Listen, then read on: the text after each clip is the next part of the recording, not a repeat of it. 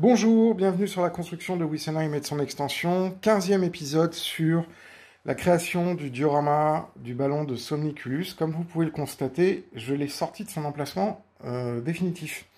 En fait, je me suis rendu compte que j'avais fait une bêtise. Alors, pas très grave, mais en fait, c'est plus une bêtise d'ordre d'ergonomie.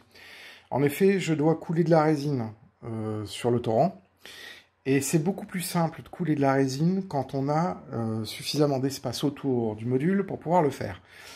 Et à l'endroit où se trouve le diorama, c'est pas l'endroit le plus accessible que j'ai, parce que je dois faire des acrobaties, monter sur le lit, etc.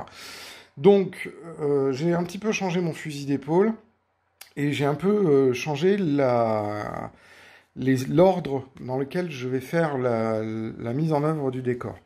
Donc là, la première des choses que je vais faire, c'est que je vais préparer le lit de la rivière, donc terminer de mettre de la magie grasse à des endroits qui me permettent et qui m'obligent de décorer le lit de la rivière, mettre les différents petits graviers, mettre la mousse, enfin tout ça je vous en parlerai dans cette vidéo et dans les vidéos ultérieures. Et une fois que la résine ici sera coulée et que j'aurai cette partie-là qui sera à peu près terminée, donc on va dire le haut des berges, ici, de chaque côté, sans forcément la cascade, parce que ça, la cascade, je peux la faire après, c'est pas trop grave, mais en tout cas, couler la résine principalement dedans et faire l'aménagement du lit de la rivière et le petit lac, là, c'est quand même carrément plus simple si je le fais à l'extérieur de son emplacement.